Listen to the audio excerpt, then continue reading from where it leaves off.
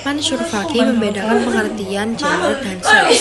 Nah, seks itu adalah perbedaan antara laki-laki dan perempuan dalam hal biologis, yakni atau jenis kelamin seperti itu.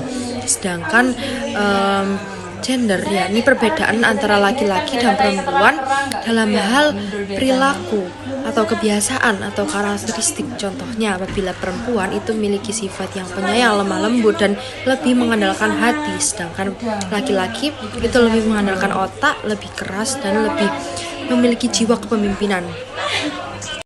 Sedangkan pengertian dari kesetaraan gender yakni laki-laki dan perempuan itu memiliki kedudukan yang sama dalam hal agama, politik, hukum, dan lain-lain, bahkan dalam hal menikmati perkembangan zaman ini.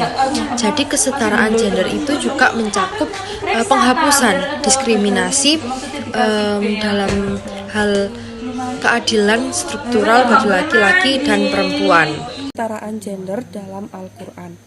Al-Quran merupakan sumber utama ajaran Islam, mengandung nilai-nilai universal yang menjadi petunjuk bagi kehidupan umat manusia, baik pada masa kini, pada masa lalu, maupun masa yang akan datang. Nilai-nilai universal tersebut antara lain berupa nilai kemanusiaan, nilai keadilan, kesetaraan, kemerdekaan, dan lain sebagainya. Berkaitan dengan nilai-nilai kesetaraan dan keadilan, Islam tidak pernah mentolerir adanya perbedaan atau perlakuan diskriminatif antar umat manusia.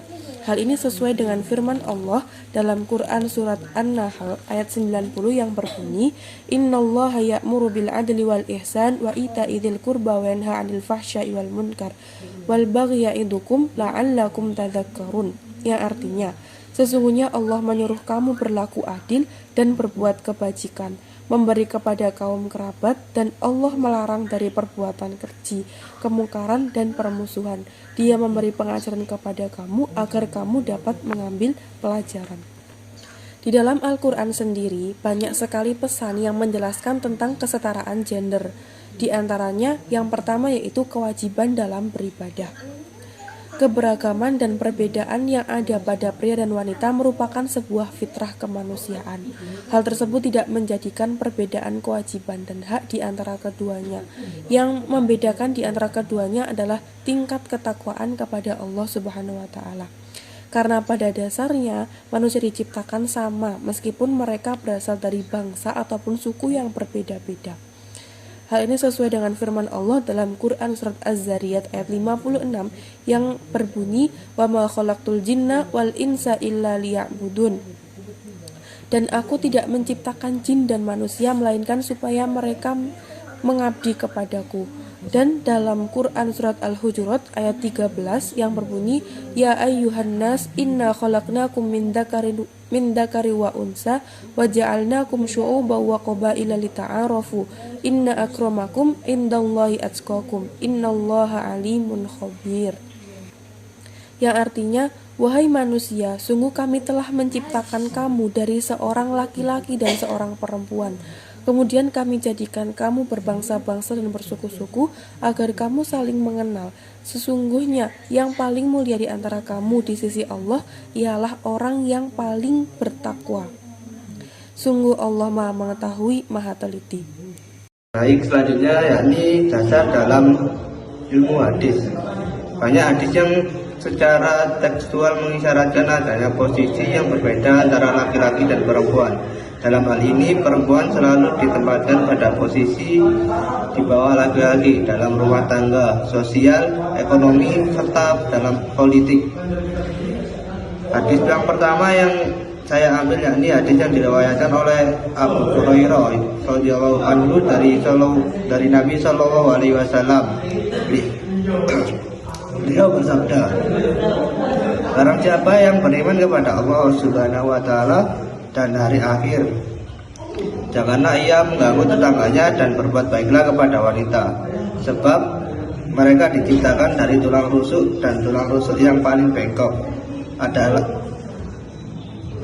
bagian atasnya. Jika engkau meluruskannya maka engkau mematahkannya, dan jika engkau biarkan maka akan tetap bengkok. Oleh karena itu berbuat baiklah kepada wanita. Kemudian hadis itu Analisis kesetaraan gender. Beberapa penyebab terjadinya perbedaan antara peraturan di Pondok Pesantren Al-Ma'rufiyah Semarang dari hasil pengamatan penulis adalah tidak bekerja sama antara keamanan putra dengan keamanan putri. Keamanan putra membuat peraturan sendiri, begitu pula dengan keamanan putri. Dari peraturan yang dibuat keamanan putra dan keamanan putri tidak melibatkan antara perwakilan keamanan putra dan keamanan putri untuk menyepakati peraturan yang dibuat. Dalam hal ini, antara keamanan putra dan keamanan putri mengakui bahwa mereka tidak mengetahui spesifik mengenai penerapan aturan putra dan putri. Keamanan putri hanya mengetahui peraturan di santri putri. Begitu pula sebaliknya, dan pandangan masyarakat bahwa perempuan adalah makhluk domestik hanya mengerjakan pekerjaan dalam rumah. Perempuan makhluk yang lemah bergantung pada lelaki, lemah dan lain sebagainya. Hal tersebut disosialisasikan dalam kehidupan sehari-hari. Sosialisasi peran secara langsung berpengaruh terhadap pemahaman akan fungsi, hak, dan kewajiban antara laki-laki dan perempuan. Dan konsep perempuan hanya bisa macak, manak, dan masak merupakan salah satu penyebab ketidaksetaraan gender antara laki-laki dan perempuan. Mayoritas dari mereka masih berpegang teguh dengan konsep bahwa perempuan adalah makhluk yang belum bisa menjaga dirinya sendiri daripada laki-laki. Pemikiran laki-laki lebih luas daripada perempuan. Laki-laki memiliki peran yang lebih banyak daripada perempuan, dan konsep bahwa laki-laki memiliki wewenang untuk berwawasan luas di depan umum dibandingkan perempuan. Banyak yang beranggapan bahwa perempuan belum bisa menjaga dirinya sendiri hanya dilontarkan oleh santri putra saja.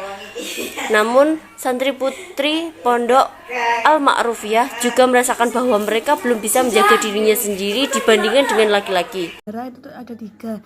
Yang pertama, periode klasik. Pada masa Rasulullah, kaum perempuan merupakan sosok yang dinamis, sopan, dan terpelihara akhlaknya. Bahkan dalam Al-Quran, sosok perempuan muslimah disimbolkan sebagai pribadi yang memiliki kemandirian politik, al-istilah, al-isyah. Seperti sosok Ratu Bilqis yang mempunyai kerajaan, Ayun, Azim, dan sosok-sosok lain. Dalam sejarah Islam, peran perempuan dapat dibuktikan pada kisah istri Nabi dapat ditemukan di dalam Sahih Bukhari yang menyebutkan bahwa perempuan muslim secara aktif membantu mereka yang luka dalam perang Uhud, termasuk di dalam kaum perang ini adalah para istri Nabi sendiri. Satu orang mengabarkan bahwa ia melihat Aisyah dan istri-istri Nabi yang lain membawa air untuk kaum laki-laki di medan perang. Akan tetapi, sejarah mencatat bahwa kedudukan perempuan pasca Nabi semakin memburuk. Hal itu membuktikan bahwa umat sepeninggalan Nabi tak sepenuhnya berhasil menempatkan priarki yang kuat dan masyarakat Arab pra-Islam. Islam hadir membawa perubahan yang lebih baik dikaji dalam kitab suci Al-Quran yang menurut Nasruddin Umar ada beberapa variabel yang dapat digunakan sebagai standar dalam menganalisis prinsip-prinsip kesetaraan gender dalam Al-Quran. Variabel tersebut antara lain: yang pertama, laki-laki dan perempuan sama-sama sebagai hamba; yang kedua, laki-laki dan perempuan sebagai khalifah di bumi; yang ketiga, laki-laki dan perempuan menerima perjanjian primordial; yang kedua, periode pertengahan. Pada periode pertengahan membahas peran perempuan pada masa dinasti Islam. Ada judul History of Arab karya Philip K. Hitley menjelaskan bahwa dalam sejarah kehidupan masyarakat dinasti Abbasiyah ada budak, yaitu Ibu Harun yang dikenal sebagai Al-Khayran, Al-Khazuran, perempuan pertama yang memiliki pengaruh penting dalam urusan kenegaraan dinasti Abbasiyah. Pada masa kemundurannya yang ditandai dengan praktik perselingkuhan yang berlebihan, berselanjutnya moralitas seksual dan berfoya dalam kemewahan, posisi perempuan seperti dalam kisah 1001 Malam. Pada masa itu perempuan ditampilkan sebagai perwujudan dari sikap licik dan khianat serta wadah bagi sama perilaku tercela dan pemikiran yang tidak berguna. Periode modern merupakan pada zaman kemerdekaan dan pendahuluan buku berjudul Perempuan dan Politik dalam Islam. Dikatakan bahwa pergerakan perempuan sudah melewati fase kedua, yaitu dari fase pembebasan menuju fase kepemimpinan. Buktinya, dalam konteks kesejarahan perempuan dan politik di Indonesia masa kini, keberadaan organisasi pusat reformasi pemilu. Sekian penjelasan tentang kesetaraan gender dari kelompok kami. Lebih dan kurangnya kami mohon maaf. Wassalamualaikum warahmatullahi wabarakatuh.